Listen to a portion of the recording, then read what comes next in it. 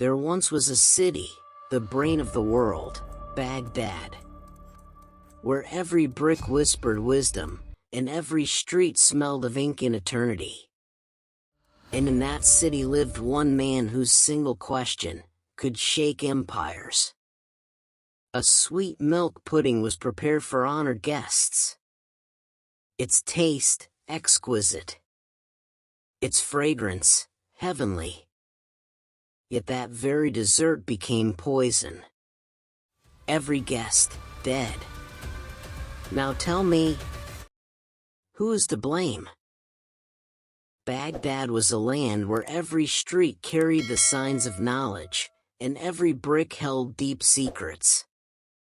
Scholars, thinkers, and philosophers from all around the world considered Baghdad their center. Those who studied here always held a special place in society.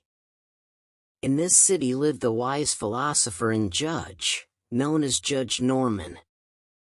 His name was spoken with great respect, and his opinion was valued above all.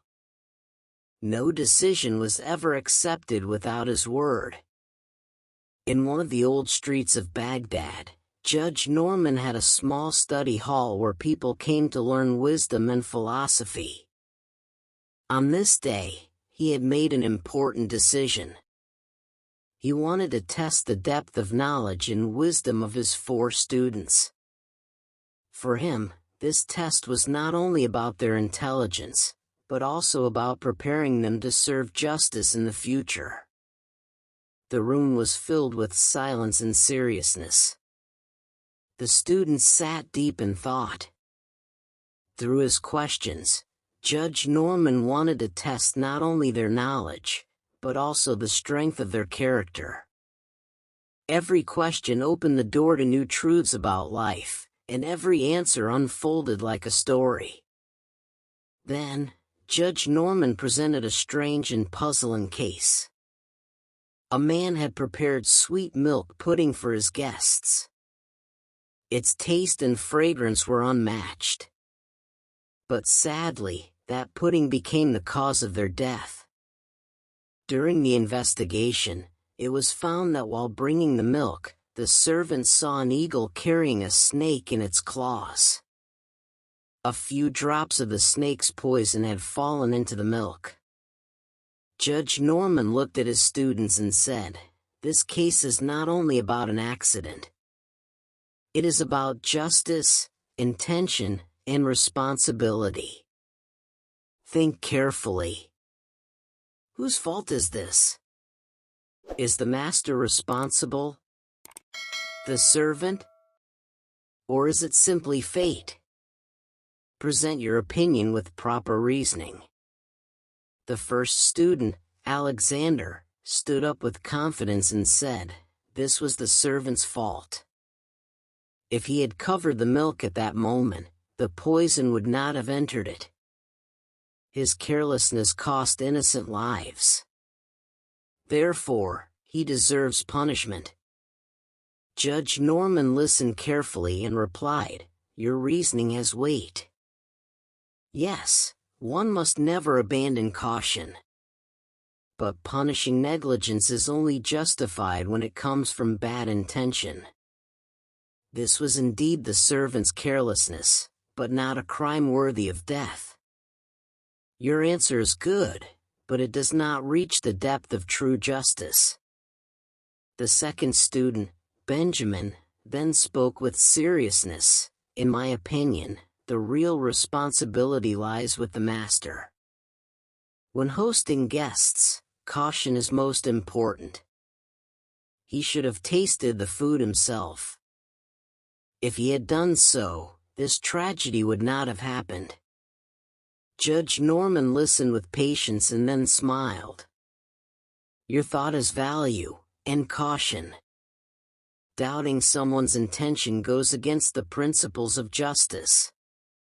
So, this argument too is incomplete."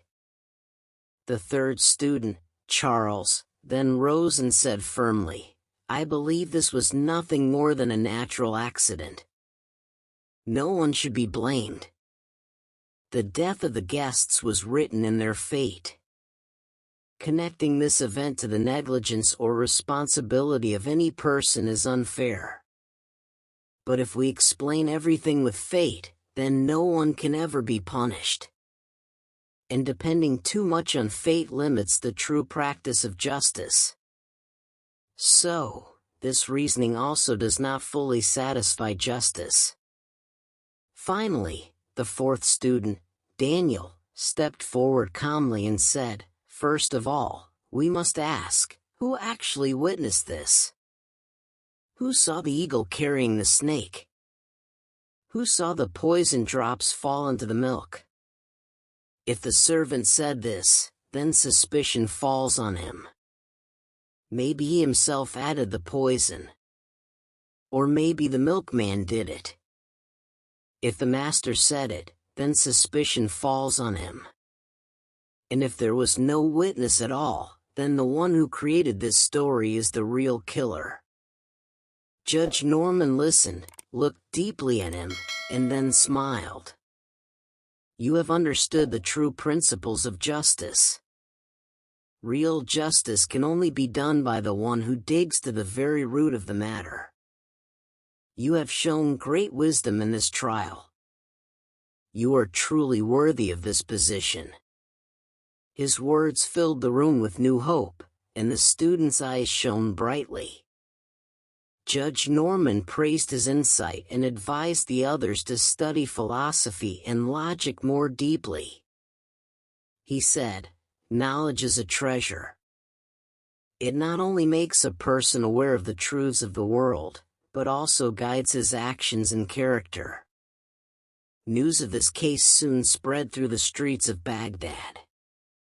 People admired Judge Noman's wisdom and praised Daniel's sharp sense of justice. He was honored and rewarded in many ways. Later, when Judge Noman grew old, he made this capable student, Daniel, his successor. At that time, the decision of a judge was like a final word. No one could question it. That is why becoming a judge required solving the hardest problems, understanding both law and philosophy, and having deep wisdom and logic. Only those who had strong knowledge, the ability to make fair decisions, and noble character were worthy of sitting on the seat of a judge. Such people valued not only the demands of law, but also the principles of humanity and morality in their judgments. I hope you have listened carefully to this story and learned something from it. If you enjoy hearing such timeless and meaningful stories, then don't forget to subscribe to our channel and press the bell icon. And if you like this video, please like it and share it with your loved ones.